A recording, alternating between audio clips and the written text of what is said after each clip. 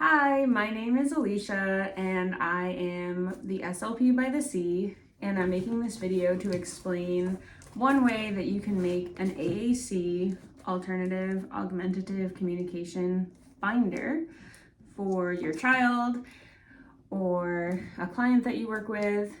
It's one way that you can set up a binder to encourage the use of both core words and fringe words. So you might wonder, what the heck does that mean? So core words are vocabulary words that make up about 80% of our language, and they're flexible and they apply in lots of different contexts. So if you think of you, stop, go, turn, those are all words that can be used in a variety of ways. So the word turn could be used for turn around, turn off the light, turn it down. So core words are really important because once we learn one core word and how it can be used flexibly, we can communicate in lots of ways with it. A fringe word is a more context-specific word. If you think of categories like vehicles, colors, art supplies, favorite activities, fringe words are super important, and they are what make AAC really personalized and really meaningful. So you really need core and fringe words to have a great communication system. So here is an example of a low-tech binder that encourages the use of both core and fringe words. I learned this from a mentor of mine. It was inspired. The idea comes from the AAC Center, which is a nonprofit in England. So you open up the binder and you do have a blank page here. Now as you turn the pages, you will see that on the left side are all of our core words. Now these are some that I picked for a specific client, some good starter words. You can find some awesome lists of core words online if you want to choose the ones that are important to you to start modeling right away. But you can see, I really wanted to have I and want in there, as well as some other ones like help, stop, turn, yes, no. So that is the selection I chose. And then if you look over on the right side of the binder, I have a set of fringe words here. I have my feeling words. And so what happens is every time you turn the page of this binder, it's called a static core. So the core words are always on the left side of the binder and they stay the same.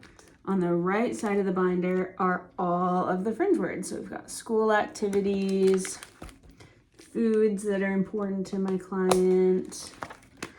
We've got colors.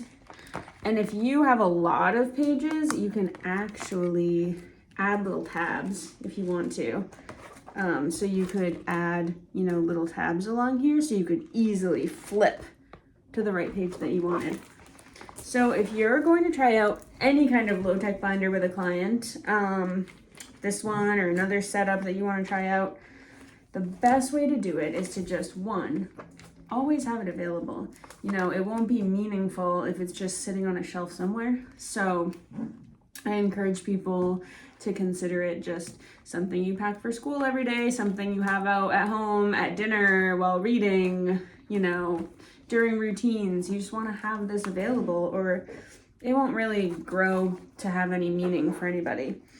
And the best way to start sort of showing how this works is called modeling. And if you're an SLP, you already know what that means, but modeling is essentially just sort of showing, sort of showing the AAC device and how the pictures pair with verbal speech while you're talking. So, I could be with my client who's getting kind of upset and just say, wow, it really looks like you might be feeling mad. And essentially, I'm just pointing to the pictures while I'm talking. So I'm pairing meaning, my verbal speech, I'm pairing it with the addition of these pictures. I could say, hey, do you want to read a book or do you want to do a puzzle? And I could even gesture to the puzzle and the book while I'm pairing it with these pictures. Remember, it can take several repetitions. It can take months even, for someone to get really comfortable with these systems. Sometimes we expect, you know, instant gratification, instant learning, and it's just not realistic.